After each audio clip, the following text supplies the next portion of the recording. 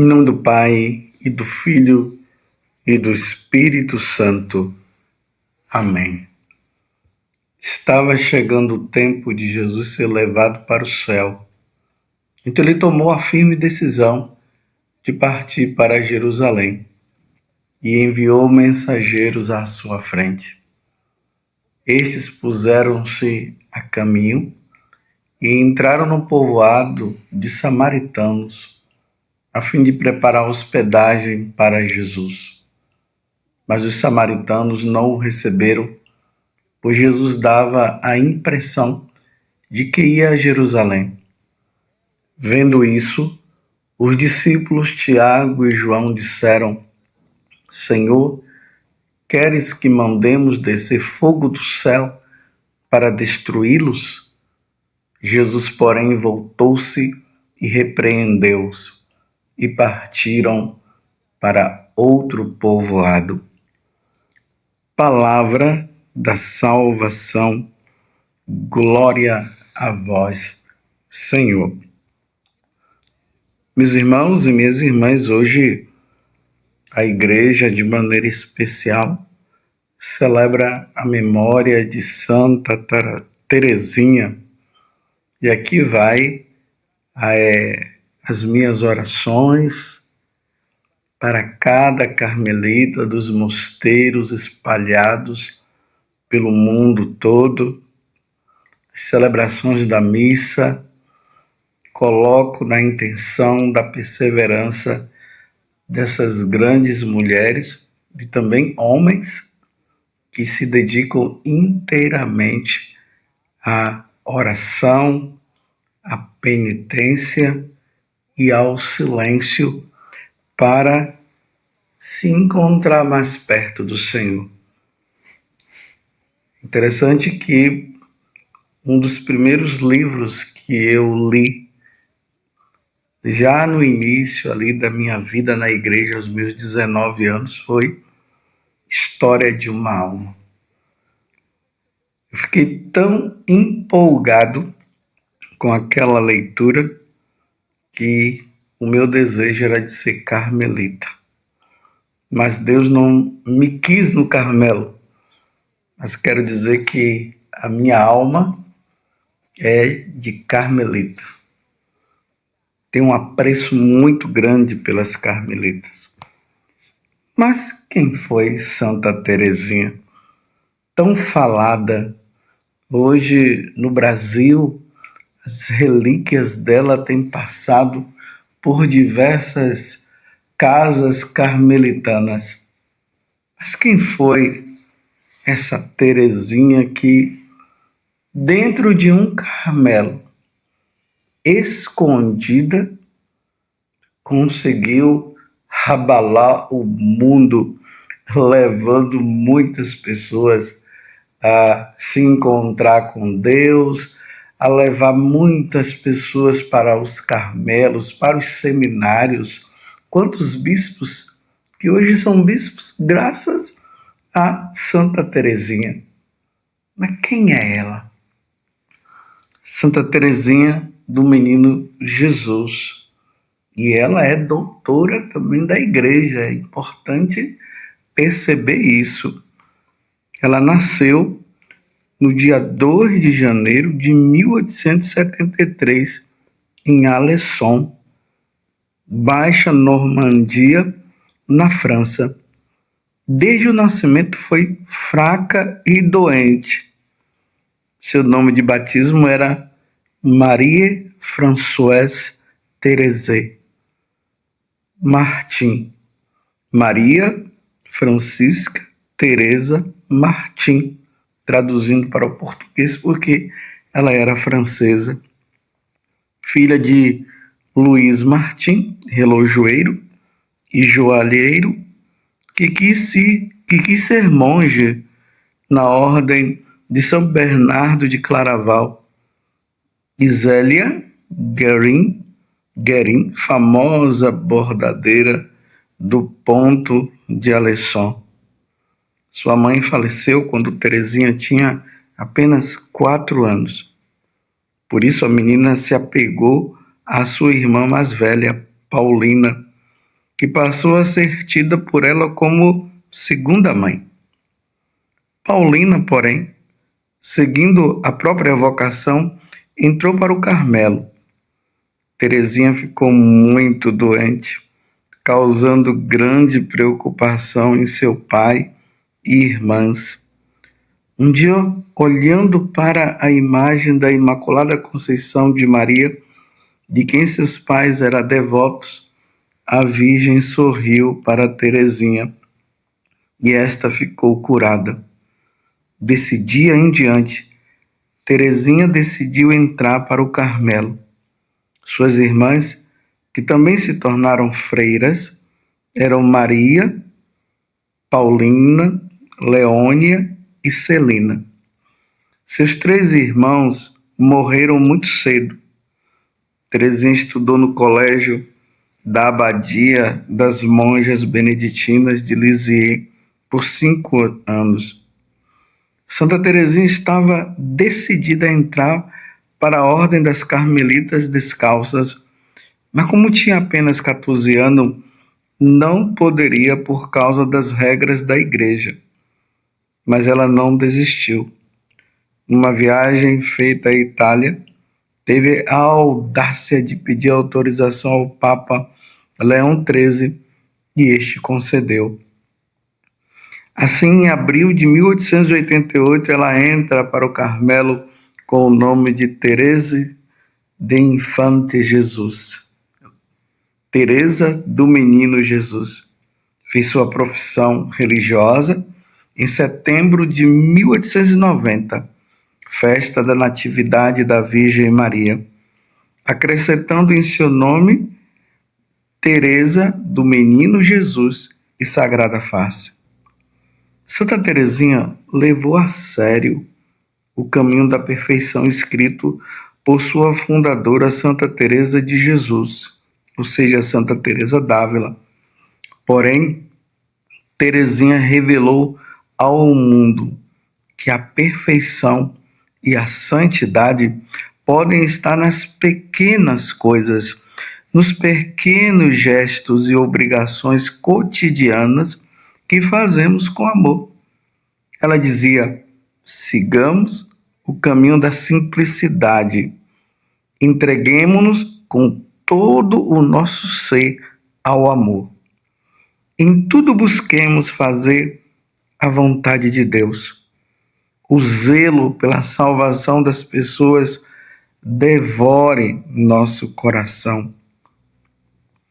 Santa Teresinha escreveu 3 manuscritos a pedido de sua irmã Paulina.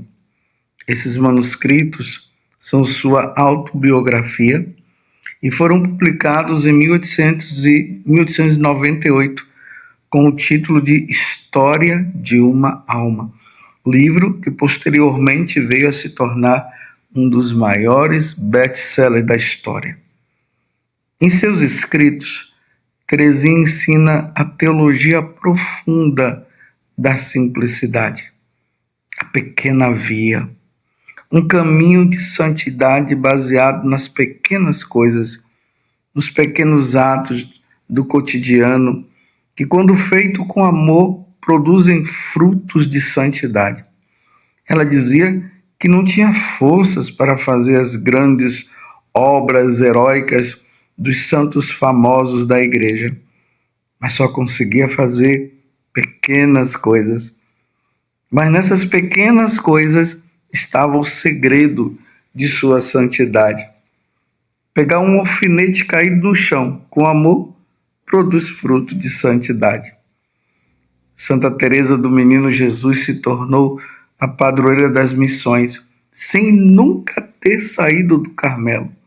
Ela dizia: compreendi que a igreja tinha um coração e que este coração ardia de amor.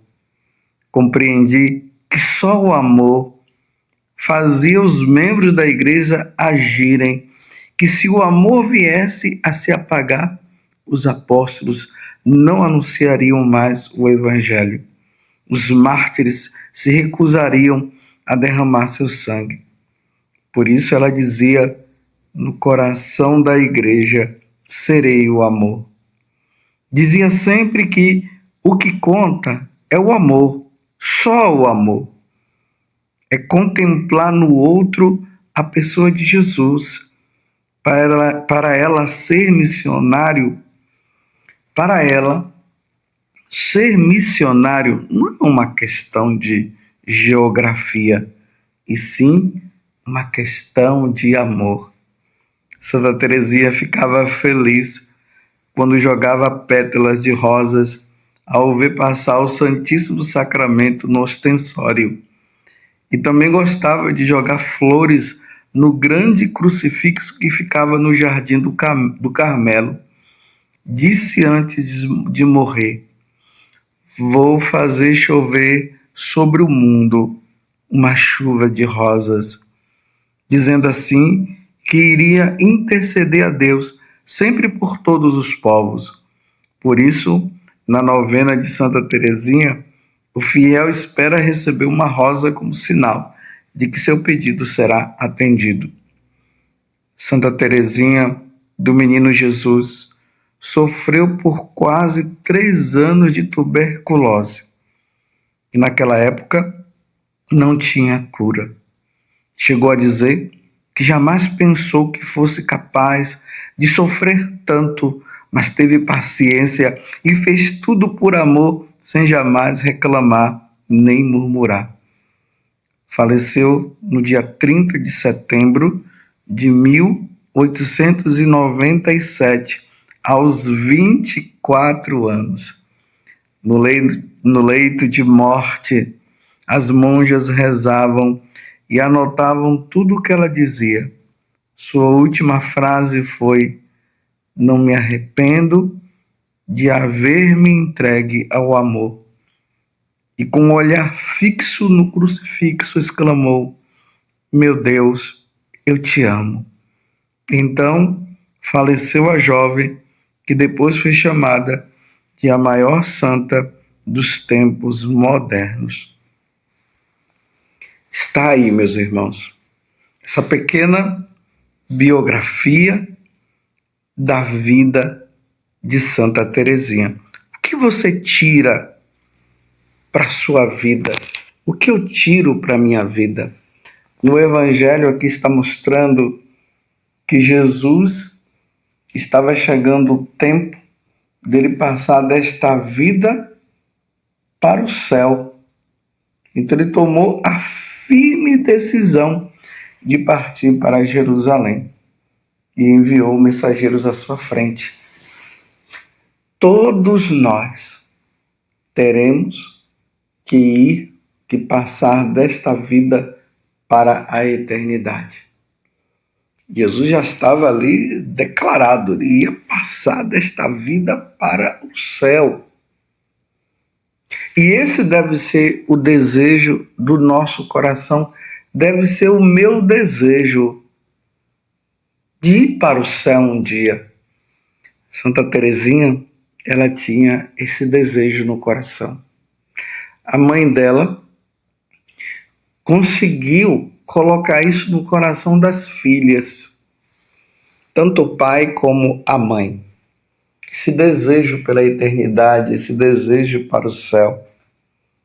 E um dia, eu lendo algo sobre Santa Teresinha, ali dizia que no dia do aniversário da mãe dela, Santa Teresinha disse para a mãe: mãe, eu quero te dar um presente. E a mãe dizia: que presente, minha filha? Eu quero que a senhora morra para ir ao céu. Olha só que coisa linda. Para quem tem uma cabeça muito voltada para este mundo, não vai entender o que ela estava dizendo. Ela queria dar o melhor para a mãe dela. E como a mãe dela dizia que o melhor para nós é o céu, ela queria dar o céu para a mãe dela. Claro que foi um sofrimento para Santa Teresinha, quando a mãe dela morreu, né? Depois passou o tempo, a mãe dela morreu. Mas o coração de Santa Teresinha estava sempre voltado para as coisas eternas. Um dia, ela olhando para o céu, ela viu lá as estrelas em forma de T. Aí ela disse: o meu nome está escrito no céu. Olha só que beleza, que coisa linda. Ela teve a capacidade de ver as estrelas em forma de T, e ela disse: meu nome já está escrito lá. E agora é batalhar para chegar no céu. E aí vem, como acabei de falar para vocês, o desejo dela de entrar no Carmelo. As irmãs já tinham entrado. Ela queria, mas era nova, então ela vai e pede ao Papa, o Papa demora um pouco até que autoriza e ela entra no Carmelo. E é ali no Carmelo que ela se santifica. Aos 24 anos, ela falece e, com a graça de Deus, na santidade. E como nós acabamos de ouvir, a santidade é algo que eu e você precisamos lutar para conquistar, porque na carta aos Hebreus vai dizer que sem a santidade nós não vamos entrar no céu. Jamais. Ou melhor, sem a santidade nós não iremos agradar a Deus. E não agradando a Deus, nós não iremos entrar no céu. Então vamos agradar a Deus. E Santa Teresinha, ela vai nos ensinar que realmente a santidade não está nas grandes coisas, nas pequenas coisas. Você pode ser santo. Olha bem o que é que eu vou dizer. Você pode ser santo trabalhando na sua casa. Você que é dona de casa, mãe, cuidando apenas dos seus filhos, do seu esposo e das coisas da casa. Você que é pai, cuidando da sua esposa, cuidando dos seus filhos e cuidando da casa. É assim que se santifica. Eu terei que me santificar como sacerdote. Então eu preciso ser santo como sacerdote. E não é fazendo grandes coisas, não. É apenas a minha obrigação de padre. Celebrar missa com muita devoção, atender confissões, administrar os sacramentos, assistir o matrimônio, batizar, dar unção dos enfermos. Olha só, celebrar a Santa Missa, como eu disse. É assim que eu vou me santificar. E como Santa Teresinha disse, tudo por amor. Qual o emprego que você tem? Qual é o trabalho que você faz? Você trabalha lá no campo? Você cuida do boi, cuida das ovelhas, cuida das galinhas. Faça isso por amor, como Santa Teresinha disse. Fazer isso para a maior glória de Deus, como dizia Santo Inácio de Loyola. Às vezes as pessoas ficam achando que a santidade vai consistir nas grandes libertações que as pessoas fazem, nas grandes curas que elas fazem, nas grandes profecias, arrebanhando multidões. E Santa Teresinha vem mostrar que a santidade, ela se dá dentro de um mosteiro, dentro de um Carmelo, escondida de todo mundo. Quem era Teresinha? Santa Teresinha só passou a ser conhecida depois que escreveu, depois de terem divulgado esse livro dela. Isso aconteceu de forma extraordinária. Ninguém conhecia essa menina. Ninguém conhecia essa freira. Até as irmãs dela, que estavam ali no convento, nem imaginava o grau de santidade que ela tinha chegado, porque vivia ali desapercebida. Mas imagina no momento que ela diz assim: na igreja o que é que eu serei? Aí lendo e meditando o capítulo 13 das cartas aos Coríntios, que fala sobre o amor, que fala sobre a caridade, que não adiantaria converter multidões se não tiver amor. Porque o amor, melhor, a caridade, ela é paciente, ela não é invejosa e tudo mais. E aí ela se despertou e disse: na igreja eu serei o amor, ou seja, na igreja eu farei tudo por amor, como você acabou de ouvir, um alfinete que cai no chão, estarei desapercebido, ninguém vê, eu pego por amor. Ela chega e olha as flores no jardim, aí ela disse que tinha as flores grandes, as rosas grandes e as rosas pequenas, e aquela bem pequenininha que ninguém quase via, ela dizia: é essa daqui que eu sou. Lembremos que Jesus falou que no reino dos céus se ganha aquele que está em último lugar. Ela olha para aquelas flores e diz: é assim que eu sou pequena, eu sou escondida. É justamente essa pequena florzinha, rosinha que está ali. Eu sou essa, eu não sou aquela que aparece. E se santificou e se tornou santa. Que a vida de Santa Teresinha te leve para o céu.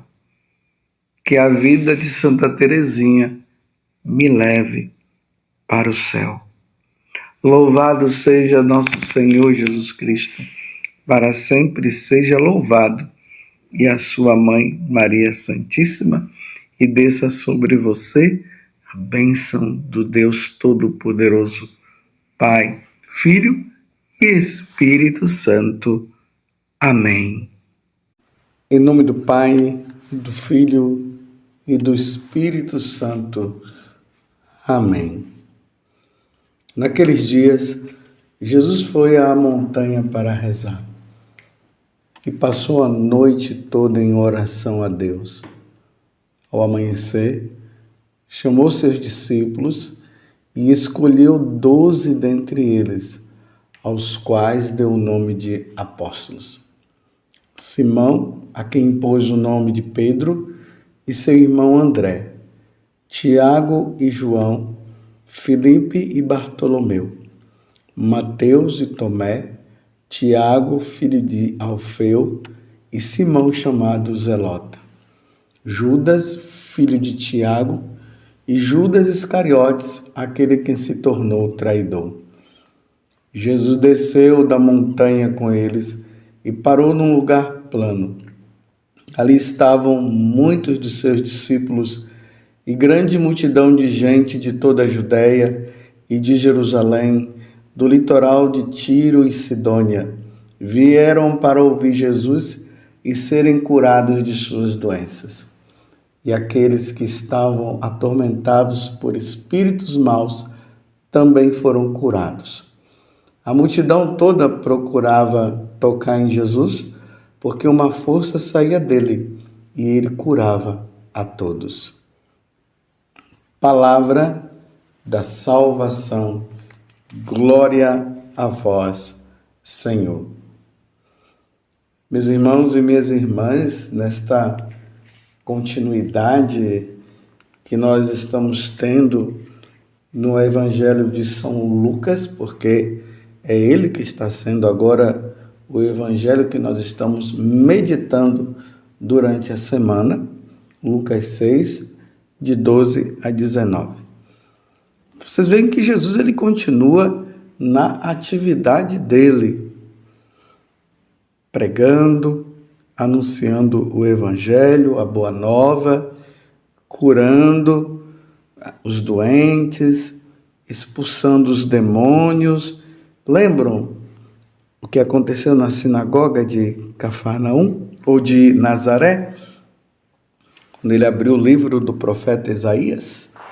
O Espírito do Senhor repousa sobre mim, porque ele me enviou para curar os doentes, libertar os cativos, expulsar os demônios, conceder um ano de graça do Senhor.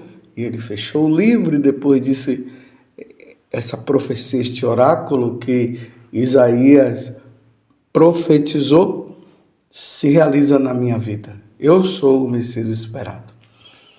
Agora vocês notem que realmente tudo isso que o livro do profeta Isaías estava anunciando se realiza em Jesus. Então, realmente, Jesus é o Filho de Deus, é o Messias esperado, ele é o nosso Deus, o nosso Redentor e Salvador. Só que hoje tem um detalhe. Jesus, ele sobe para rezar. Sobe a montanha, reza, ao amanhecer ele desce e ali ele escolhe os 12. Aqueles que iriam conduzir a igreja após a sua ressurreição e o seu retorno para o céu. Jesus agora deixa a igreja nas mãos dos apóstolos. Aqui é importante notar uma coisa, meus irmãos. A Igreja Católica, ela não é uma igreja democrática, aonde todo mundo faz todas as coisas. A nossa igreja, ela é comandada por Deus, pela Santíssima Trindade, que dá aos homens devidamente escolhidos, para dar essa continuidade da evangelização. Aqui é importante notar que Jesus escolheu 12 apóstolos. Foram 12 homens para conduzir a sua igreja no anúncio do Evangelho. Naquela quinta-feira santa, quando Jesus instituiu o sacramento do sacerdócio e da Eucaristia, ele concedeu esta missão a esses 12 homens. E aqui vocês acabaram de ouvir a lista, dos apóstolos. O nome, Simão, a quem pôs o nome de Pedro, o seu irmão André, Tiago e João, Filipe e Bartolomeu, Mateus e Tomé, Tiago, filho de Alfeu, e Simão, chamado Zelota. Judas, filho de Tiago, e Judas Iscariotes, a quem se tornou o traidor. Essa é a lista. É a lista dos apóstolos, dos 12 apóstolos.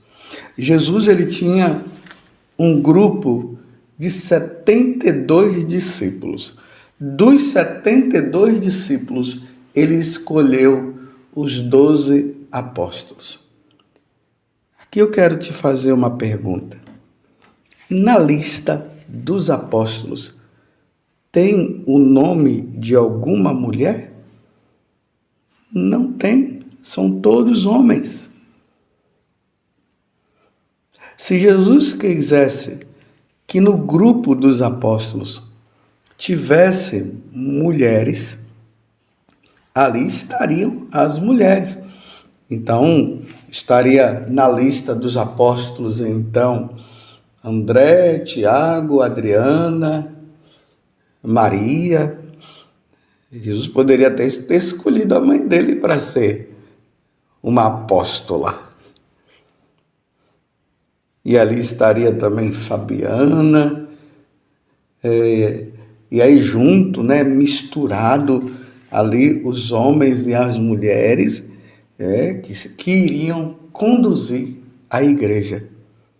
Meus irmãos, esta é uma verdade. Deus não escolheu as mulheres para serem sacerdotisas. Ele não escolheu. Ele escolheu homens. E aqui está a lista dos apóstolos. E por causa desta escolha que Jesus fez, tradicionalmente na igreja, que é conduzida por Deus, ela não é conduzida assim pelos homens, ela é conduzida por Deus, que usa os homens para que essa boa nova ela continue. Então, tradicionalmente, a Igreja Católica ela terá à frente, na hierarquia, até a segunda vinda de Jesus, quando ele vier na sua glória, será sempre homens. Isso está determinado, isso é um dogma da Igreja Católica. Isso não é preconceito, não é que Deus estava querendo desmerecer as mulheres. Não, Deus não está querendo desmerecer as mulheres e nunca vai querer desmerecer as mulheres. Ainda mais que uma das mulheres ela tem um cargo, se a gente poderia dizer assim, um cargo dentro da igreja que supera até os apóstolos. Quem? Nossa Senhora, a mãe de Jesus, a mãe de Deus. Imagina, Deus colocou a missão nas mãos de uma mulher de ser mãe dele mesmo, de ser mãe do Salvador. Tanto que na hierarquia, se a gente for observar lá no céu, nós vamos ver a seguinte hierarquia. Isso eu pude contemplar uma vez no ícone. Tem um ícone maravilhoso que tem essa expressão. Em cima está a Santíssima Trindade. Depois da Santíssima Trindade, logo abaixo, está Nossa Senhora. Aí depois vem os anjos, vem os santos, aí estão os apóstolos e tudo mais, para ter esse grande destaque, para nós vermos que a mulher, ela tem uma grande missão dentro da igreja. Olhemos para Nossa Senhora e vemos, se formos olhar a questão de cargo, como eu falei antes, Nossa Senhora está superior. Ela é superior aos apóstolos, superior até aos anjos. É uma mulher. Mas quando se trata da questão de condução da igreja dentro desta hierarquia, Deus escolheu os apóstolos. Na Igreja Católica jamais será admitido que a mulher ela seja uma sacerdotisa. O sacerdócio é para o homem. Repito, isso aqui não é questão de preconceito nem nada. É assim. É desta forma e será sempre assim, até nosso Senhor voltar. E aí nós temos, como já falei, essa lista dos apóstolos e que nós vamos vendo na sucessão apostólica, né, que vem os papas até o Papa atual, né, que é aí o Papa Francisco. E vai ser sempre assim. Na Igreja Católica não vai ter uma papista, uma mulher, não vai ter. Na Igreja Católica não vai ter mulheres celebrando a missa. Isso eu estou falando na Igreja Católica. Agora, se tem outras igrejas por aí que tem, aí é outra história. Mas eu estou falando na Igreja Católica, na Igreja de Nosso Senhor Jesus Cristo, será sempre os homens que conduzirão. Porque Jesus escolheu 12. Na última ceia estavam os 12 lá. No Evangelho de São Marcos, no capítulo 3, quando se fala da escolha dos apóstolos, lá diz bem assim: e Jesus escolheu os que ele quis. É importante notar isso aqui, viu? Ele escolheu o que ele quis. E quem foi que ele escolheu? Os homens. Eu repito, Jesus poderia ter escolhido as mulheres. E eu, de maneira particular, não tenho problema nenhum quanto a isso. Mas Jesus poderia ter escolhido mulheres. Mas ele não escolheram as mulheres. Ele escolheu os homens para estar à frente, para pregar o evangelho, para ir em diversas nações, e você viu que os apóstolos acabaram derramando sangue. Ele escolheu os apóstolos para pudessem celebrar a missa, exercer os sacramentos. Mas nós vemos quantas mulheres na igreja que chegaram ao grau de santidade, que se tornaram até doutoras da igreja. Santa Teresa d'Ávila, Santa Teresinha, Santa Catarina de Sena. Tantas outras mulheres que receberam graças especiais. Aquelas que puderam dialogar, conversar com Jesus, como Santa Margarida Maria Alacoque, Santa Brígida. Quem não lembra de Santa Faustina?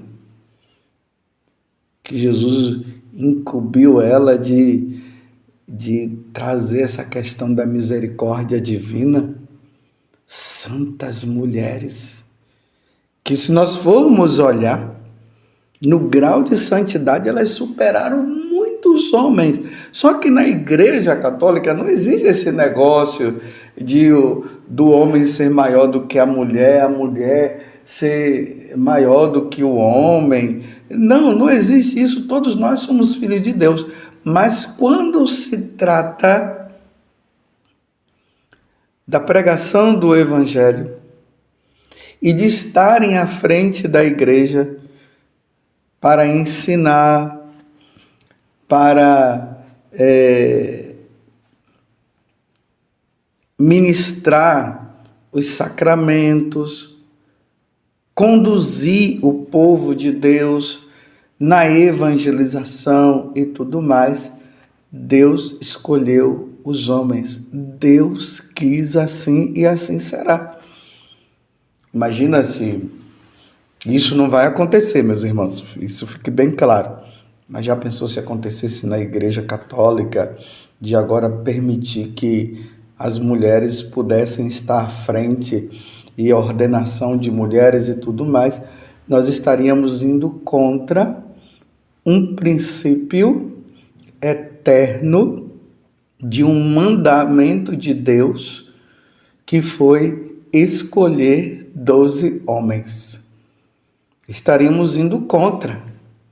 E aí, infelizmente, eu quero dizer para vocês que a Igreja Católica já não seria mais a Igreja Católica. Mas, repito, não é para questão de machismo, não é questão de estar colocando esse daqui que é melhor do que os homens, a disputa entre homem e mulher. Não existe disputa entre homem e mulher. Mas nós podemos ver aí grandes homens e grandes mulheres santas que foram amigos. São Francisco de Sales e Santa Joana de Chantal. Olha só. São Francisco de Assis e Santa Clara. Aí nós temos São Bento e Escolástica. Irmãos, eles eram irmãos. Fundadores de ordem, fundadores de congregações religiosas. Nós temos também aí uma infinidade de santos, porque o que importa para nós católicos é sermos santos. O que importa para a Igreja Católica é que nós sejamos homens e mulheres de Deus. Às vezes eu fico até pensando que o céu vai estar mais cheio de mulheres, sabia? Porque observem só, qualquer encontro que tenha na Igreja Católica, qualquer celebração de missa, a missa dominical, você chega lá para você ver, a quantidade de homens é sempre inferior à quantidade de mulheres. Às vezes eu acho que no céu vai ter mais mulheres do que homens. Mas isso também não significa que porque a igreja tem mais mulheres, né? E tem menos homens, então as mulheres têm que estar à frente da igreja. Isso não existe na igreja católica. Essa disputa de homem ser melhor e mulher ser melhor, que mulher ser inferior, homem superior, isso não existe na igreja católica, meus irmãos. Isso é coisa do mundo, é disputa no mundo. Mas aqui eu quero frisar mais uma vez para vocês que quando Jesus escolheu as pessoas para estarem à frente da igreja, não tinha mulheres. Ele quis, ele é Deus, isso é um desígnio de Deus. Quem somos nós para sondar os desígnios de Deus? Sondar o coração de Deus? Bem, se Deus quisesse uma opinião nossa, ele deveria chegar e perguntar: e aí, o que é que vocês acham? A igreja deve ser conduzida por homens ou por mulheres? Ou vocês acham que deve ficar dividido meio a meio, uma vez que são 12 apóstolos, então 6 homens e 6 mulheres? Ele deveria ter perguntado para nós, mas só que ele não perguntou. Ele criou assim. O colégio apostólico foi criado por nosso Deus, por nosso Senhor Jesus Cristo. Ele escolheu homens. Aqui não tem nada de questões patriarcal, aqui não tem nada de questões de machismo. Deus quis assim. E aqui eu vou ler de novo essa relação, né, dos nomes dos 12 apóstolos. Jesus, ele passou a noite toda em oração a Deus. Ao amanhecer, chamou seus discípulos e escolheu 12 dentre eles, aos quais deu o nome de apóstolos. Simão, a quem impôs o nome de Pedro, e seu irmão André. Tiago e João. Filipe e Bartolomeu. Mateus e Tomé. Tiago, filho de Alfeu, e Simão, chamado Zelota. Judas, filho de Tiago, e Judas Iscariotes, aquele que se tornou o traidor. Infelizmente, Judas acabou traindo. Mas não tem uma lista de mulheres, não tem, meus irmãos. Mas nós temos mulheres muito santas, fundadoras de congregações religiosas, de ordens religiosas. Se nós formos olhar as pessoas que foram estigmatizadas na igreja, você pode ver que a maioria são mulheres. Que experiências profundas que elas tiveram. E eu termino essa homilia dizendo assim: olhemos, sem inveja nenhuma, sem nenhuma prepotência, sem disputa nenhuma, olhemos para nossa mãe. Ela está acima, ela é a mãe dos apóstolos, ela é a rainha dos apóstolos, está acima dos apóstolos. Nossa Senhora, a mãe de nosso Senhor Jesus Cristo.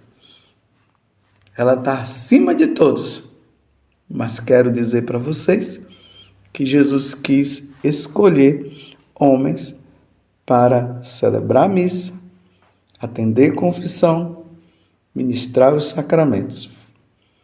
Foi Jesus quem quis. E se ele quis, quem somos nós para questionar? Louvado seja nosso Senhor Jesus Cristo, para sempre seja louvado, e a sua mãe, Maria Santíssima. Em nome do Pai, e do Filho, e do Espírito Santo. Amém. Naquele tempo, disse Jesus a seus discípulos: felizes sois vós, porque vossos olhos veem e vossos ouvidos ouvem. Em verdade vos digo, muitos profetas e justos desejavam ver o que vedes e não viram. Desejavam ouvir o que ouvis e não ouviram. Palavra da salvação. Glória a vós, Senhor. Meus irmãos e minhas irmãs, hoje, com muita alegria, a igreja celebra essa memória. Nós estamos revivendo, rememorando os pais de Nossa Senhora, São Joaquim e Santa Ana, ou Santana, como nós católicos costumamos chamar. Nesse mistério da redenção, no mistério da salvação, Deus planejou que Nossa Senhora fosse a mãe de Jesus, e para que isso acontecesse, era necessário também que ela tivesse os seus pais, e os seus pais foram Ana e Joaquim. Então nós estamos comemorando os pais de Nossa Senhora, os avós de Jesus segundo a carne, tá vendo? Os avós, hoje nós rezamos pelos avós, agradecemos a Deus pelos nossos avós que nos ajudaram na fé, que orientaram os nossos pais, que batizaram os nossos pais. Eu me lembro que no tempo da minha infância, a minha avó lá na cidade de Maraú, na Bahia, ela nos levava para as novenas que existiam ali na igreja de São Sebastião. Quantas vezes nós participávamos lá, rezávamos os terços junto ali com o povo. Nós devemos ter boas memórias dos nossos avós. Como Nossa Senhora, ou melhor, como Jesus tinha boa memória de Santa Ana e São Joaquim. Nós estamos diante de um mistério. A tradição da igreja vai mostrar que Santa Ana, ela não podia ter filhos porque ela era estéril, mas ela e São Joaquim pediam a Deus essa graça, até que um dia, por graça de Deus, ela concebeu no ventre dela aquela que seria a mãe de nosso Senhor, a mãe de nosso Deus. E aí, sabemos o que foi que aconteceu. A Virgem Maria, ela foi concebida sem pecado, sem o pecado original que nós herdamos de Adão e Eva. Diante de um mistério grandioso, Deus não permitiu que Nossa Senhora herdasse o pecado original, tendo em vista os méritos da paixão de nosso Senhor Jesus Cristo, que viria para nos redimir. E isso aconteceu graças a Deus. Então, na cruz, Jesus venceu o pecado, venceu o demônio, venceu a morte, nos redimiu, nos reconciliou com o Pai, nos deu a vida eterna. Mas como Jesus precisava nascer, ele nasceu de uma mulher. Mas para ele nascer de uma mulher, tinha que ser uma mulher sem pecado, porque senão Jesus iria herdar o pecado, e não tem como isso acontecer com o nosso Deus. Então, nessa natureza que Jesus tem, a natureza divina e a natureza humana, na natureza humana ele não podia herdar o pecado. Então, para ele não herdar o pecado, a mãe dele tinha que ser sem pecado. Que mistério maravilhoso! Que coisa maravilhosa, meus irmãos. Então, Nossa Senhora, ela nasce de Santa Ana sem o pecado original. Deus concedeu esta graça. Imagina, Ana era estéril, pede a Deus junto com Joaquim, Santa Ana e São Joaquim pedem a Deus. Deus concede a graça a ela, dela ser mãe daquela que seria a mãe de nosso Senhor Jesus Cristo. E quando essa criança, Nossa Senhora, é concebida no seio dela, Deus não permite que ela herde o pecado original, que vem de Ana, que vem de São Joaquim. Entendeu o mistério e a alegria de nós católicos estarmos hoje assim extasiados diante desse mistério? Nós olhamos para São Joaquim e olhamos para Santa Ana, e diante desse mistério nós vemos ali estão os pais de Nossa Senhora.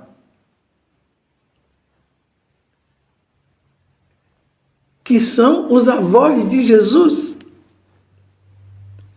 Por isso que nós nos voltamos hoje para a primeira leitura que está no livro do Eclesiástico, capítulo 44, versículo 1, depois do versículo 10º até o 15º, que vai falar sobre o elogio dos antepassados. Então hoje a igreja está nesse clima de alegria, elogiando os pais de Nossa Senhora, que são os avós de Jesus. Então veja o que é que o livro do Eclesiástico vai dizer. Vamos fazer o elogio dos homens famosos, dos nossos antepassados, através das gerações. Estes são homens de misericórdia. Seus gestos de bondade não serão esquecidos. Como nós podemos esquecer os pais de Nossa Senhora? Não podemos esquecer. Tem que ficar na nossa memória. E está na memória da Igreja Católica. Relembrar, se alegrar com os pais da Virgem Maria. Eles permanecem com seus descendentes, seus próprios netos são a sua melhor herança. Então, Jesus, como filho de Nossa Senhora, e Nossa Senhora como filho de São Joaquim e Santa Ana, então Jesus sendo neto, nossa, quantas vezes eles devem ter conversado, falado sobre São Joaquim e Santa Ana, quantas vezes ali Nossa Senhora falou de São José também, relembrando os avós de Jesus. A descendência deles mantém-se fiel às alianças, e São Joaquim e Santa Ana foram fiéis à aliança. Imagina, eles poderiam ter muitas vezes murmurado: o Senhor não faz isso com... Tá vendo? Eu nasci estéril, sou a pior das mulheres. Não, eles sempre confiavam em Deus e se submetiam àquela vontade de Deus, até que chegou o momento que Ana concebeu Nossa Senhora. A descendência deles mantém-se fiel às alianças e as graças a eles. Também os seus filhos, e lembramos aqui quem é o filho, que é a filha, na verdade, Nossa Senhora, que nós amamos muito. Nós amamos. Depois da Santíssima Trindade, o nosso amor se volta para Nossa Senhora, a mãe de Jesus. Sua descendência permanece para sempre. Olha, a descendência permanece para sempre. Quem é a descendência? Nossa Senhora. E aí vem Jesus, o nosso Rei Salvador, o nosso Deus. E sua glória jamais se apagará. Como pode se apagar da nossa memória? Primeiro, o nosso Deus. Segundo, a mãe dele, Nossa Senhora. Terceiro, os pais de Nossa Senhora. Isso jamais será apagado da memória da Igreja Católica. Por isso que todos os anos, no dia de hoje, dia 26 de julho, a igreja celebra esse dia maravilhoso, essa festa dos pais de Nossa Senhora, os avós de Jesus. Todos os anos, até Jesus voltar, a Igreja Católica vai relembrar este momento maravilhoso. E nós vamos meditar e nos alegrar e agradecer a Deus pelos pais de Nossa Senhora e os avós de Jesus, Santa Ana e São Joaquim.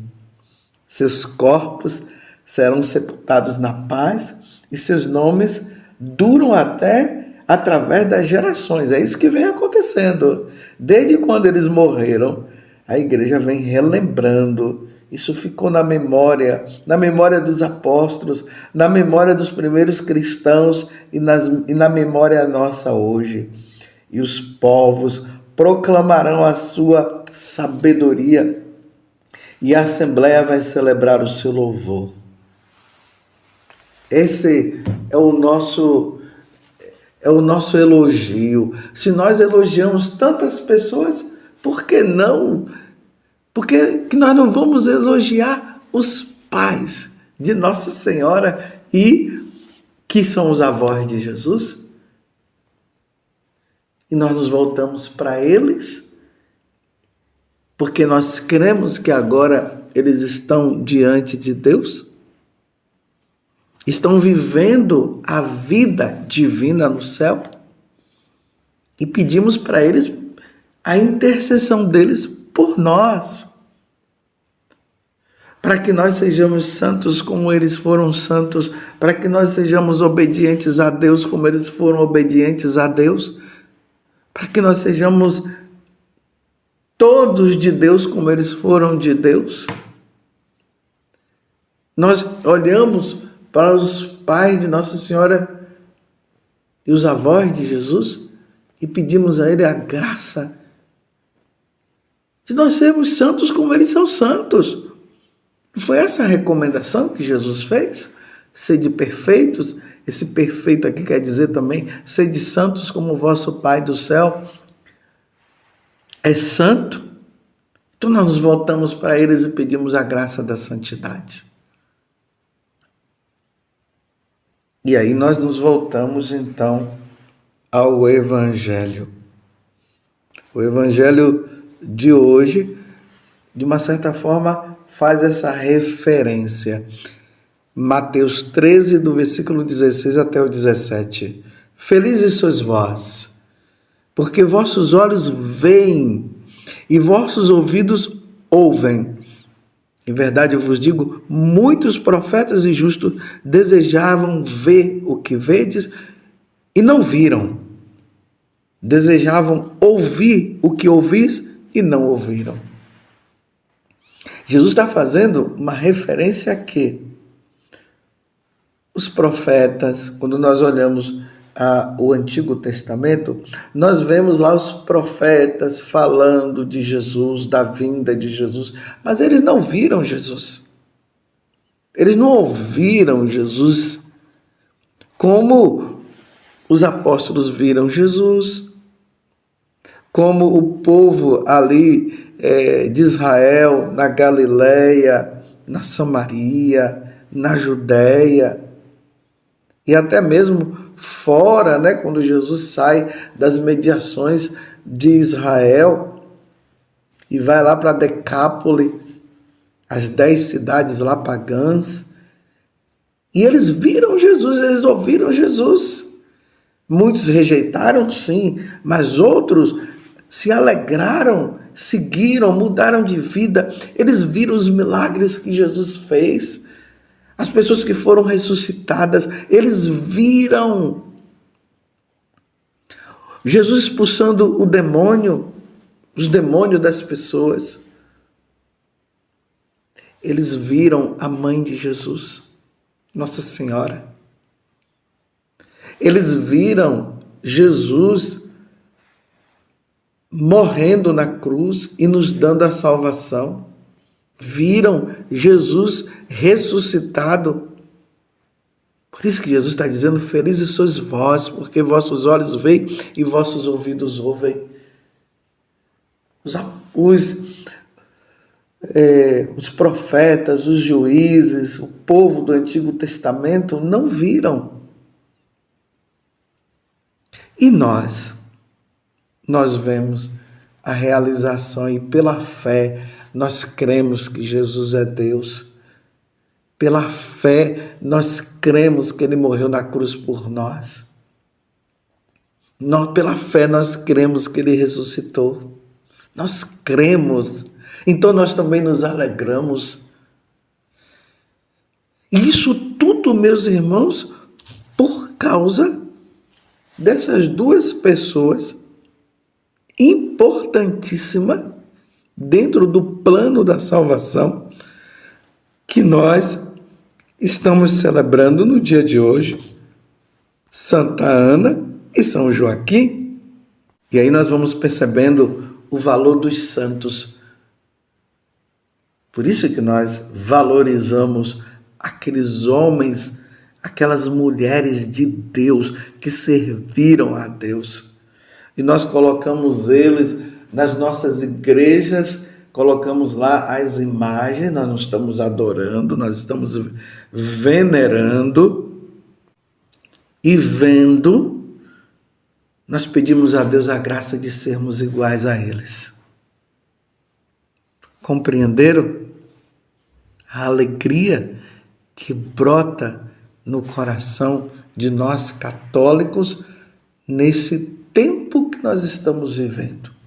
E precisamos pedir a intercessão deles, como nós pedimos a intercessão de Nossa Senhora. Pedimos a graça da santidade. Pedimos a graça de sermos fiéis ao Senhor. Que Santa Ana e São Joaquim possam interceder por nós. É esse elogio que nós fazemos, como o livro do Eclesiástico hoje está nos mostrando.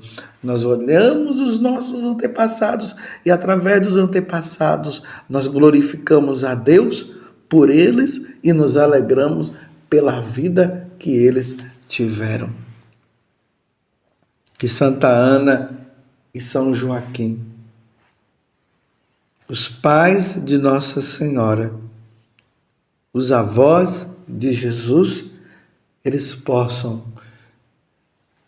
hoje, uma vez que eles estão na glória de Deus, uma vez que eles contemplam a face de Deus, uma vez que eles estão no céu junto com Nossa Senhora, com os anjos, com os outros santos, contemplando a face de nosso Senhor, que eles intercedam por nós, para que um dia nós também estejamos lá.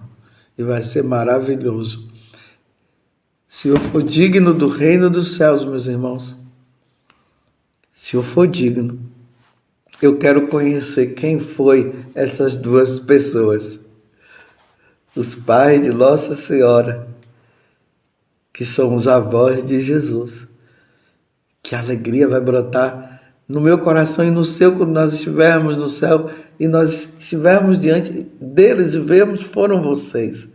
Que bom, que maravilha, obrigado. Se hoje nós contemplamos a face de Deus, nós também agradecemos a vocês, porque vocês geraram a mãe de nosso Senhor Jesus Cristo e Jesus veio, nos redimiu e nos salvou.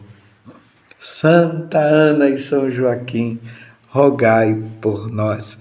Louvado seja nosso Senhor Jesus Cristo, para sempre seja louvado, e a sua mãe, Maria Santíssima.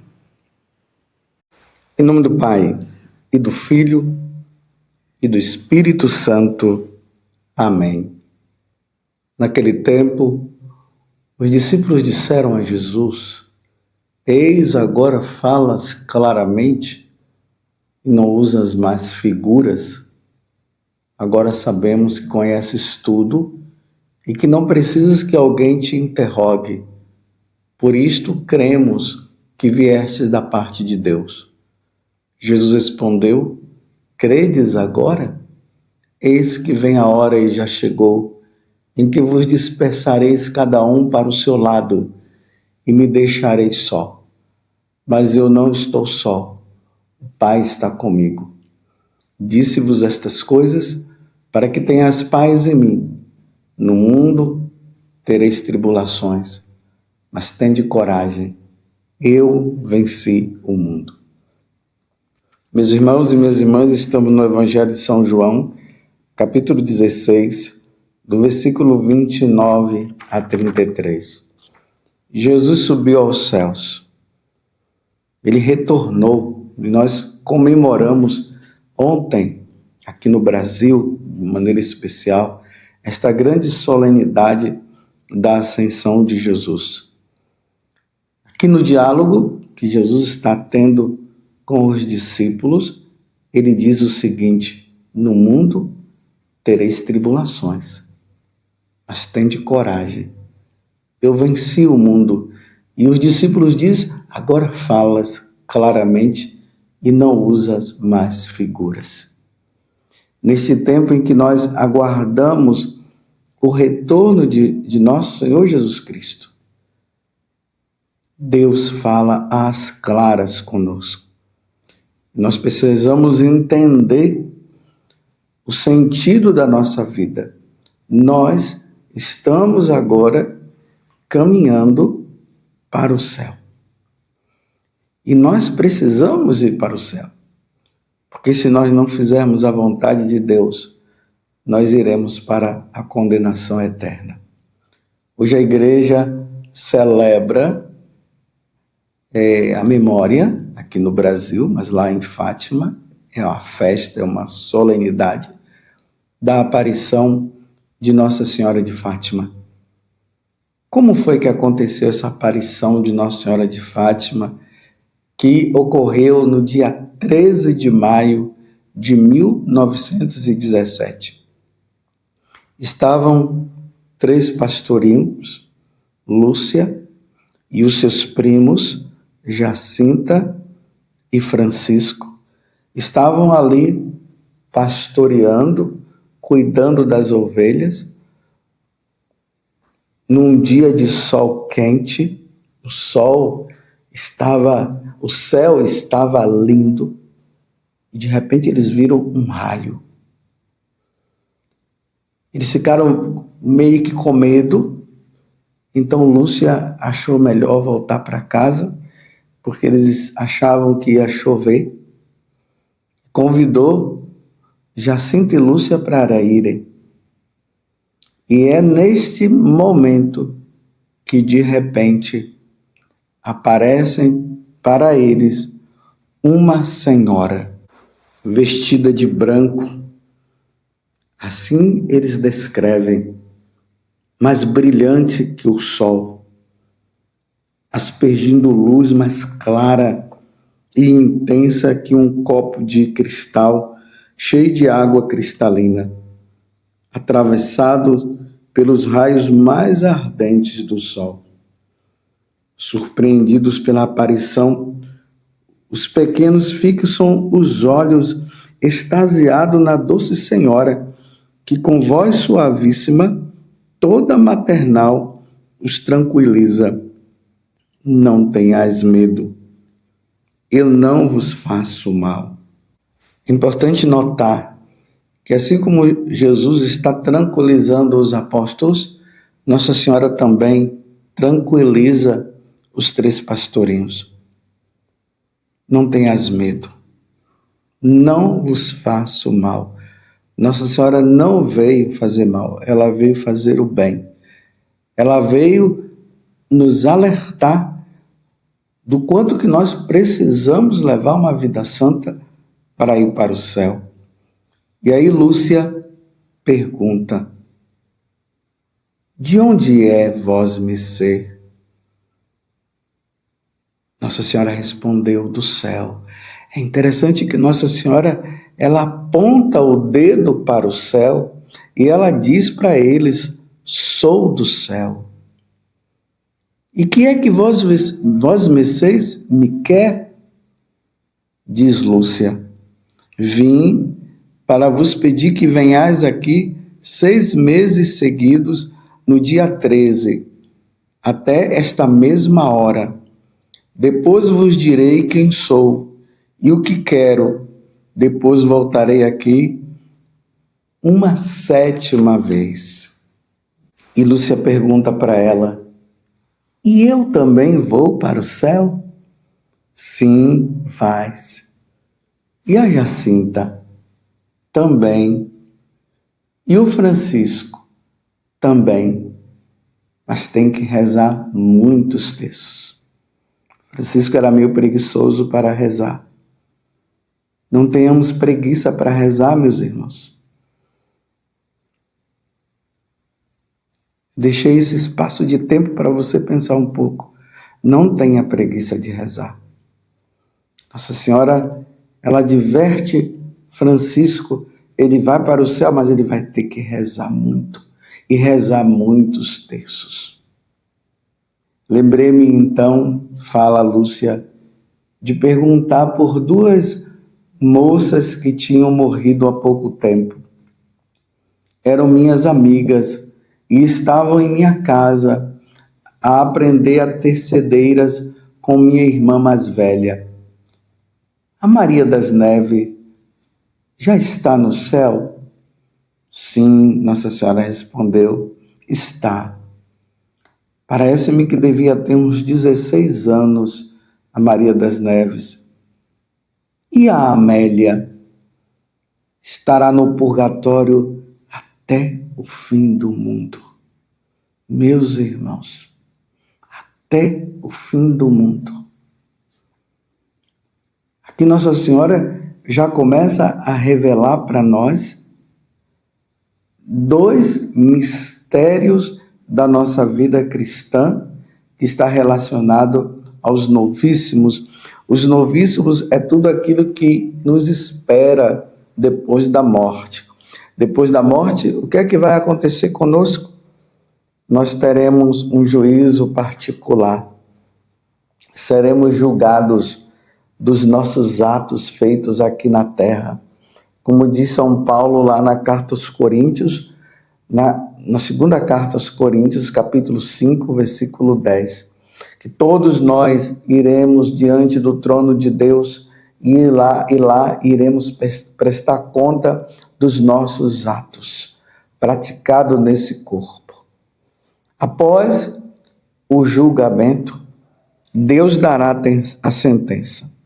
Ou nós iremos para o céu, ou iremos para o purgatório, ou nós iremos para o inferno. E aqui Nossa Senhora diz para Lúcia que a Maria das Neves está no céu, a Amélia no purgatório até o dia do juízo final.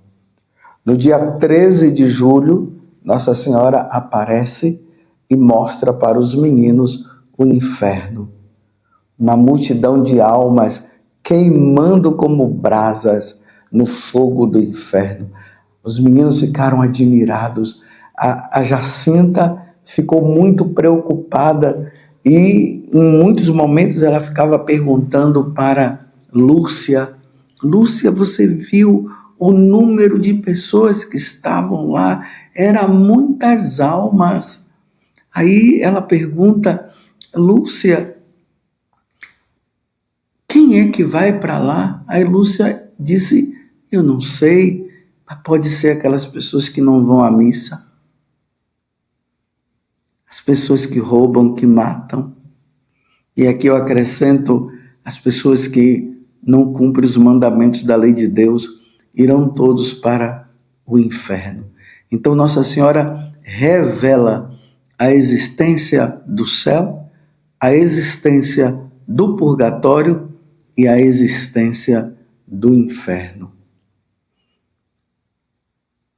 Aí Nossa Senhora fala, continuando o diálogo desta aparição: quereis oferecer-vos a Deus para suportar todos os sofrimentos que Ele quiser enviar-vos em ato de reparação pelos pecados com que Ele é ofendido e de súplica pela conversão dos pecadores? Lúcia responde: sim, queremos. Aqui tem mais uma coisa. Geralmente, tem muitos católicos que ficam murmurando por causa dos sofrimentos que passam. E dizem: ai, Senhor, por que eu sofro tanto? E Nossa Senhora aqui está mostrando para os pastorinhos que a forma de nós rezarmos pelas almas do purgatório é oferecendo os nossos sacrifícios por elas, os nossos sofrimentos. Aí eu posso dizer para você uma pequena dor de dente que alguém tem. Você está ali com o dente doendo, ofereça pelas almas do purgatório, dos seus parentes. Se você está com algum outro tipo de sofrimento, em vez de murmurar, em vez de brigar com Deus, ofereça. Ofereça os sacrifícios. Os santos entenderam isso, os 3 pastorinhos entenderam, tanto que Lúcia, ela diz para Nossa Senhora: sim, queremos. Aqui eu quero abrir um parênteses para que vocês possam entender uma coisa. Quando Nossa Senhora apareceu para os 3 pastorinhos, ela conversava com Lúcia. Ela não conversava nem com Jacinta, nem com Francisco. Isso é nessas aparições. Vai ter outros momentos que Jacinta, de maneira particular, ela teve momentos com Nossa Senhora. Mas nessa aparição, Nossa Senhora conversava com Lúcia. Então, os 3 pastorinhos viam Nossa Senhora. Jacinta e Lúcia ouviam o que ela falava e Francisco via, mas não ouvia. Era assim. É por isso que Lúcia que toma sempre a frente e, como nós ouvimos agora, Lúcia diz: sim, queremos. Aí Nossa Senhora continua falando para ela: ides, pois, ter muito que sofrer, mas a graça de Deus será o vosso conforto. O conforto para os nossos sofrimentos, para os momentos em que nós sofremos, é nosso Senhor. Nosso Senhor dará o conforto. É por isso que nós precisamos muito meditar a paixão de nosso Senhor Jesus Cristo, porque quando nós meditamos a paixão de nosso Senhor, nós vemos os sofrimentos dele. E aí nós entramos numa atitude de dizer assim: se o Senhor sofreu, por que também eu não posso sofrer? E aí isso nos conforta, isso nos fortalece. Você está compreendendo? É isso que Nossa Senhora, ela fala para os 3 pastorinhos.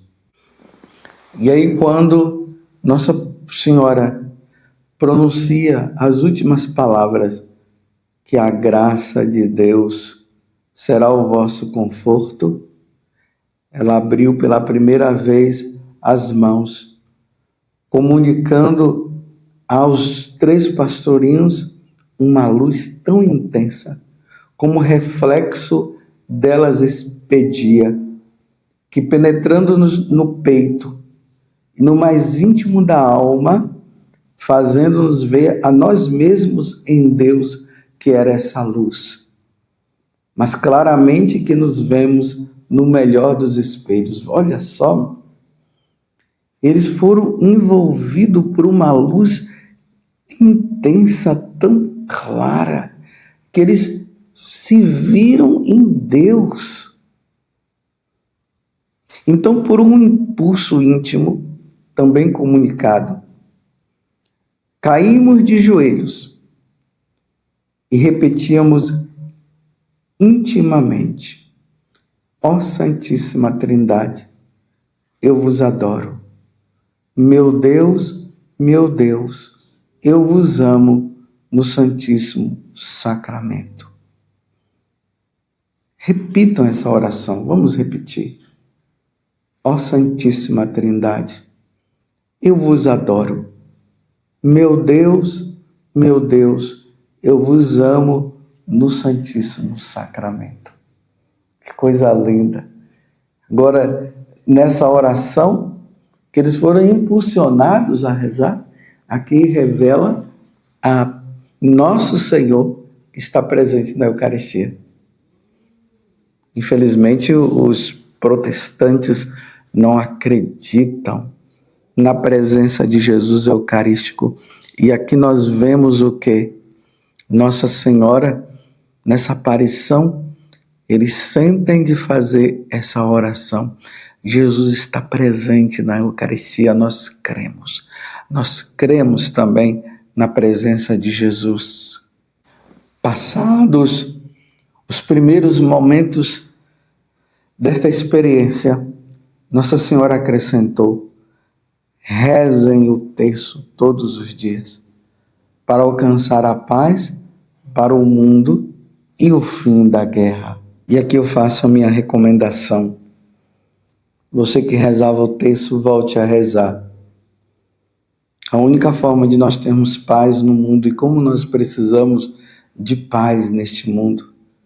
Guerras, olha quantas guerras acontecendo em vários países. Nossa Senhora disse que é pela oração do terço que nós conseguiremos a paz.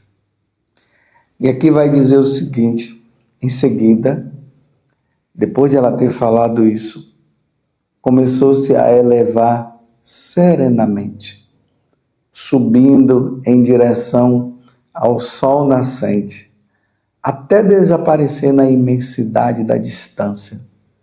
A luz que a circundava ia como que abrindo um caminho no cerrado dos astros, motivo porque algumas vezes dizemos que vimos abrir-se o céu.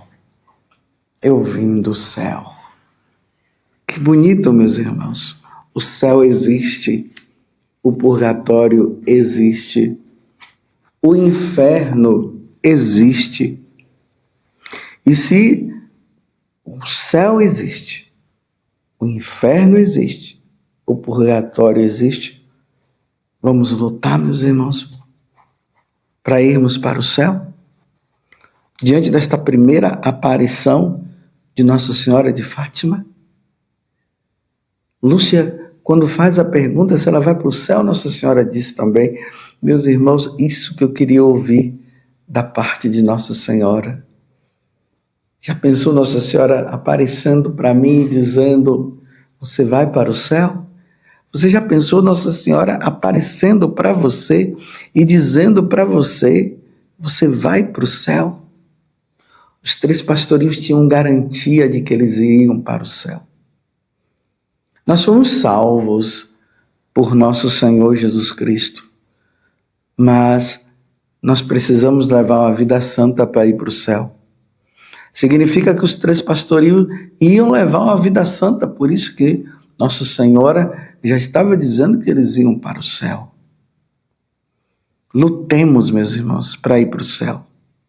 Porque tem muita gente, infelizmente, indo para o inferno. Essa é uma verdade.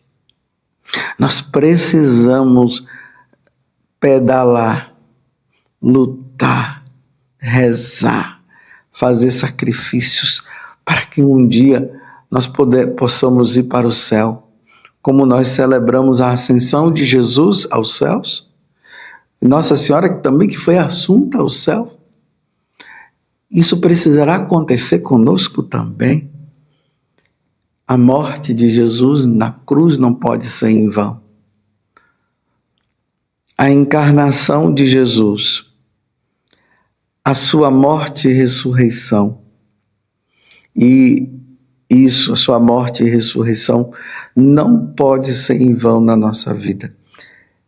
Essa aparição de Nossa Senhora, ela vem nos mostrar, ela vem nos alertar que nós precisamos ganhar o céu.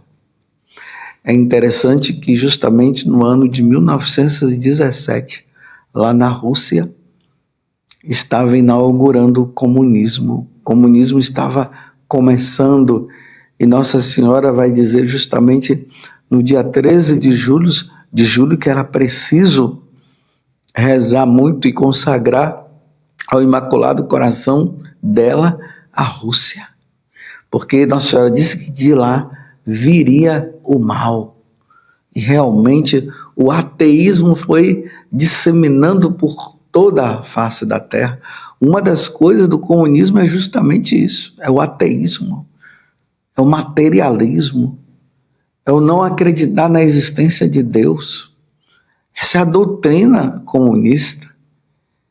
É não acreditar e levar as pessoas a esse entendimento, segundo eles, que o céu não existe, que Deus não existe. É o grande mal. Nossa Senhora estava preocupada com isso. Por isso nós precisamos fazer de tudo para ganhar o céu. Então hoje, nessa aparição de Nossa Senhora, peçamos a ela que ela venha em nosso socorro, que ela nos ajude para nós ganharmos o céu. Ó Virgem Santíssima, não permitais que eu viva e nem morra em pecado mortal. Em pecado mortal eu não hei de morrer, porque a Virgem Santíssima há de me valer. Valei-me, Virgem Santíssima.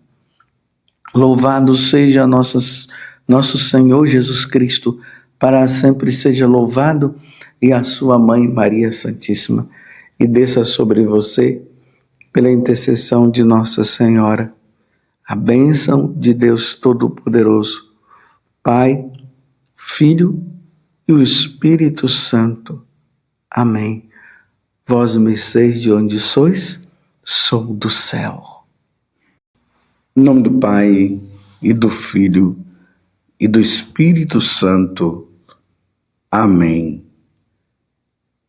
No primeiro dia dos ázimos, quando se imolava o Cordeiro Pascal, os discípulos disseram a Jesus: onde queres que façamos os preparativos para comeres a Páscoa?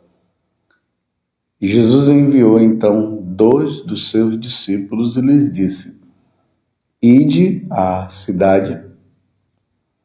Um homem carregando um jarro de água virá ao vosso encontro. Segui-o e dizei ao dono da casa em que ele entrar: o mestre manda dizer: onde está a sala em que vou comer a Páscoa com os meus discípulos? Então ele vos mostrará no andar de cima uma grande sala, arrumada com almofadas. Aí fareis os preparativos para nós. Os discípulos saíram e foram à cidade. Encontraram tudo como Jesus havia dito e prepararam a Páscoa. Enquanto comiam, Jesus tomou o pão e, tendo pronunciado a bênção, partiu e entregou-lhes, dizendo: tomai, isto é o meu corpo. Em seguida, tomou o cálice, deu graças, entregou-lhes e todos beberam dele. Jesus lhes disse: isto é o meu sangue, o sangue da aliança que é derramado em favor de muitos. Em verdade vos digo, não bebereis mais do fruto da videira, até o dia em que beberei o vinho no reino de Deus. Depois de terem cantado o hino, foram para o Monte das Oliveiras. Palavra da salvação. Glória a vós, Senhor.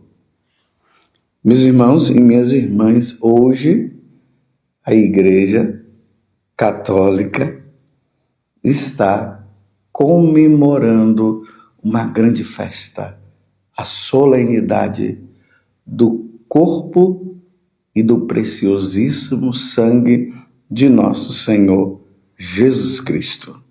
Esta solenidade, ela é sempre celebrada na quinta-feira após a solenidade da Santíssima Trindade.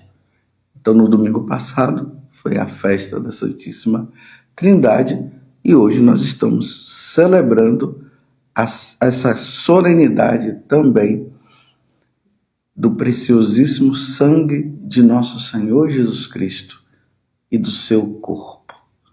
Nós cremos na presença de nosso Senhor Jesus Cristo na Eucaristia.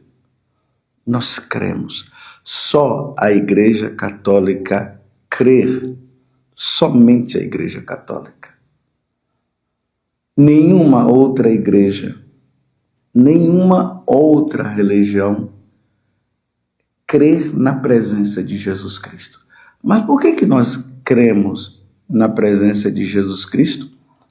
Justamente por causa dessa leitura que nós acabamos de ouvir, que está em Marcos, capítulo 14, do versículo 12 até o 16, depois do versículo 22 até o 26. Há mais de 2000 anos atrás, na Quinta-feira Santa, Jesus estava prestes a ser entregue nas mãos dos homens, como ele já havia dito isso por 3 vezes aos apóstolos. Ele ia ser preso, os homens iriam condená-lo à morte, mas ao 3º dia ele iria ressuscitar. Aquela última quinta-feira, Jesus comemorou a Páscoa e ali ele comeu pela última vez. Ele comemorou a Páscoa e naquela noite, ele, junto com os apóstolos, foi feita a última ceia. E foi nesta última ceia que Jesus instituiu este sacramento. Estava ali com os apóstolos e aí Jesus falou para eles, enquanto comiam, Jesus tomou o pão e, tendo pronunciado a bênção, partiu e entregou-lhes, dizendo: tomai, isto é o meu corpo. Em seguida, tomou o cálice, deu graças, entregou-lhes e todos beberam dele. E Jesus disse: isto é o meu sangue, o sangue da aliança, que é derramado em favor de muitos. E aí ele institui: fazer isto em memória de mim. Quando Jesus diz fazer isto em memória de mim, ele está dizendo justamente para os apóstolos: a partir de hoje eu dou a autoridade a vocês, de vocês fazerem o que eu acabei de fazer. Fazer isto em memória de mim. Jesus institui o sacramento do sacerdócio. E quando ele diz, isto é meu corpo, isto é meu sangue, ele institui o sacramento da Eucaristia, dizendo para eles, esse pão já não é mais pão, é o meu corpo. Este vinho já não é mais vinho, é o meu sangue. Nós cremos nisso, meus irmãos. Esse para nós católicos, é um dom precioso que Jesus nos deu. É interessante que na festa da Santíssima Trindade, a leitura que foi feita, que foi proclamada, está em Mateus capítulo 28. E, naquele momento, Jesus diz para os apóstolos que é para eles irem e fazer discípulos, batizando-os todos em nome do Pai e do Filho e do Espírito Santo. Depois ele diz, eis que estarei convosco todos os dias até o fim dos tempos. Como que Jesus iria estar presente todos os dias até o fim dos tempos, sendo que ele estava voltando para a casa do Pai? Claro, Jesus sendo Deus, ele vai se tornar presente sim. Porque Deus é onipresente, ele está em todo lugar. Mas nós cremos também que Jesus, ao dizer isso para os apóstolos, ele também estava dizendo que ele ficaria presente no meio de nós, através da Eucaristia, através do seu sangue precioso. Isso nós cremos em todos os sacrários da terra. Jesus está presente na Eucaristia. E nós podemos ir lá e adorar o Senhor presente.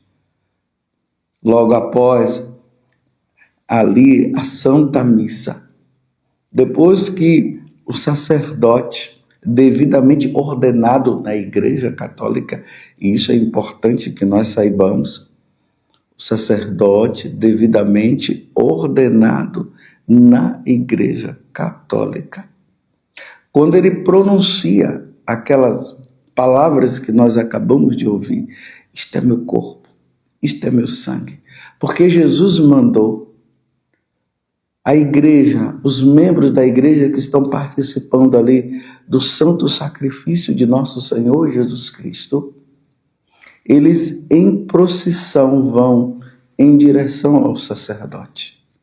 E o sacerdote diz, corpo de Cristo.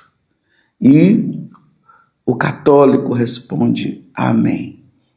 Corpo de Cristo, amém. O corpo de Cristo. Este amém é para nós afirmarmos que o sacerdote está dando para nós o corpo de nosso Senhor Jesus Cristo. E Jesus disse que aquele que come da minha carne e bebe do meu sangue permanece em mim e eu nele. Então, naquele momento, Jesus se torna presente na nossa alma, dentro de nós. Imagina, meus irmãos, Jesus se torna presente dentro de nós. Que coisa maravilhosa. Nós nos tornamos um com Ele. É Deus dentro de nós. Após a procissão, depois que toda a igreja ali, representada por aquelas pessoas, por cada membro, após ter comungado, sobram as hóstias consagradas. E elas são levadas e colocadas lá no sacrário. Por isso que do lado do sacrário tem sempre uma luz vermelha para indicar a presença de Jesus na Eucaristia. E ele está ali, primeiramente, para que o diácono, o sacerdote, leve Jesus para os enfermos, para os doentes. Mas enquanto Jesus não é levado para os enfermos, aqueles que não podem participar da Santa Missa, Jesus se torna presente. E ali nós somos convidados a ir e se ajoelhar diante daquele sacrário, aonde Jesus está ali dentro, nas espécies eucarísticas. Jesus está presente na sua realeza, na sua divindade e na sua presença. E ali nós adoramos o Senhor. Porque Jesus disse, isto é meu corpo, isto é meu sangue. E no capítulo 6 do Evangelho de São João, ele vai dizer, quem come da minha carne e bebe do meu sangue permanece em mim e eu nele. E eu o ressuscitarei no último dia. Aí ele diz, porque a minha carne é uma verdadeira comida e meu sangue uma verdadeira bebida. Infelizmente, os protestantes que vieram da Igreja Católica, instigado lá por Lutero, acabaram por não crer na presença de Jesus na Eucaristia. Lutero fez com que o sacramento do sacerdócio instituído por nosso Senhor Jesus Cristo fosse tirado e a presença de Jesus na Eucaristia também. Mas isso só acontece para os protestantes. Para nós católicos, nós cremos. Nós cremos. Hoje, meus irmãos, é feriado na Igreja Católica. Mas o feriado não é para as pessoas pegarem os seus carros, irem com as suas famílias para pregar o feriado o grande feriado de quinta, sexta, sábado e domingo e irem para a praia, e irem para os campos. Não, meus irmãos. Hoje é feriado para nós católicos, para todos nós, para que nós possamos ir à igreja e participar da celebração da Santa Missa, ou seja, participar do sacrifício de nosso Senhor Jesus Cristo e participarmos depois deste grande momento aonde o sacerdote passa pelas ruas com aquele ostensório com Jesus ali presente, e ali nós vamos adorando nosso Senhor Jesus Cristo. É o único dia na Igreja Católica que solenemente acontece e liturgicamente acontece a procissão do Santíssimo Sacramento do altar, aonde o sacerdote vai levando e nós católicos vamos acompanhando. Antigamente isso ainda acontece em muitas cidades, principalmente no interior. As pessoas vão ornamentando as suas casas, ornamento ali as janelas, as ruas, elas são ornamentadas com tapetes, e as pessoas ali, saindo das suas casas, adoram Jesus que é levado pelo sacerdote, pelas ruas, até voltar à igreja. E ali vamos cantando tão sublime sacramento. E vamos cantando músicas eucarísticas. E nós vamos proclamando a nossa fé, porque nós católicos, nós cremos. E isso para mostrar, sim, para os pagãos, para os hereges, que nós cremos na presença de Jesus na Eucaristia, porque ele disse que ele está presente na Eucaristia. Não foi porque Lutero ou outros falaram, que abandonaram a igreja e começaram a dizer que não está presente. Não, nós cremos no que Jesus falou. Isto é meu corpo, isto é meu sangue, e fazer isto em memória de mim. Porque a minha carne é uma verdadeira comida e meu sangue é uma verdadeira bebida. Quem come da minha carne e bebe do meu sangue permanece em mim e eu permaneço nele. E eu o ressuscitarei no último dia. Quer dizer, todos aqueles que comungam, porque estão em estado de graça, é importante notar isso, meus irmãos, para comungar é preciso estar em estado de graça, nós católicos. Não se pode comungar em estado de pecado mortal. É de doer o coração quando nós vemos sacerdotes dizendo que todo mundo deve comungar, independente de ter pecado ou não. É duro isso. E é duro para Deus ouvir isso da boca de um sacerdote. Porque para recebê-lo precisa estar em estado de graça, ou seja, é preciso estar devidamente confessado e não se pode estar em pecado mortal. E ali nós vamos, nós comungamos porque nós cremos no que Jesus falou. Nós católicos, a Igreja Católica crê, nós cremos. Essa festa de Corpus Christi, ela aconteceu ali pelos anos, na Idade Média. Primeiramente foi uma irmã agostiniana chamada Juliana de Monte Cornilon, que ela já, desde nova, ela tinha visões relacionadas a Jesus Eucarístico. Uma das primeiras visões que ela teve foi de uma grande lua que ela via, e nesta lua representava justamente Jesus Eucarístico. E ela, interiormente, ela foi percebendo que Jesus queria que na Igreja Católica se celebrasse, que se tivesse um dia onde se celebrasse essa presença de nosso Senhor Jesus Cristo. E as visões, elas foram reveladas a um padre chamado Tiago Pantaleão, que veio a se tornar depois o Papa Urbano IV em 1261.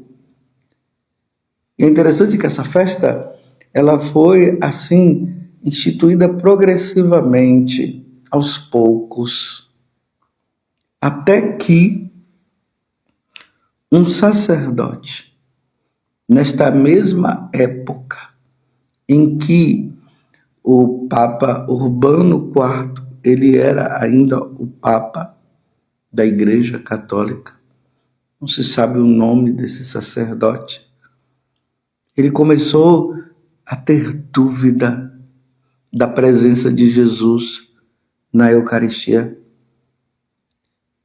Ele foi tentado a isso. O demônio começou tentando. Como era difícil para aquele padre celebrar o sacrifício da Santa Missa, porque na hora que ele ia celebrar, ele ficava se perguntando: será que Jesus está presente realmente na Eucaristia? Será que ele está presente? E ele celebrava, até que ele teve uma ideia de ir a Roma, pedir a São Pedro, que São Pedro o ajudasse nesta grande dúvida que ele tinha no coração. Ele fez uma caminhada da cidade dele até a cidade eterna. Quando chegou lá, ele fez as orações. Quando ele estava retornando, assim conta também a história, uma pessoa pediu para ele celebrar a missa numa igreja. Ele ainda estava meio assim, ele foi celebrar. E na hora que ele estava celebrando a missa, e ali no momento da consagração, que ele elevou a hóstia consagrada, começou a verter sangue da hóstia consagrada. E ele ficou ali, admirado. A dúvida dissipou-se dele naquele momento. Na verdade, foi uma missa que começou e não terminou, porque ele ficou tão empolgado naquele momento que ele se dirigiu ao Papa Urbano IV, que estava ali naquela região de Bolsena, e aí ele levou, e o Papa viu. O Papa foi averiguar. Quando o Papa viu que realmente ali estava o sangue de Jesus, o sangue precioso de Jesus, não o sangue precioso como nós vemos pela nossa fé, ou seja, nós vemos o vinho, mas nós cremos que através da transubstanciação ali, se transubstanciou no sangue de Jesus. E aí nós cremos e dizemos que ali está o sangue de Jesus, só que diante daquele milagre era sangue mesmo. E o Papa Urbano IV se ajoelhou e disse Corpus Christi. Ele creu. E a partir desse momento, meus irmãos, essa festa foi instituída e celebrada em toda a Igreja Católica. Por isso que nós vamos celebrar amanhã. Nós vamos professar a nossa fé. Nós cremos na presença de Jesus na Eucaristia. Nós cremos. Corpus Christi, tão sublime sacramento, adoramos neste altar.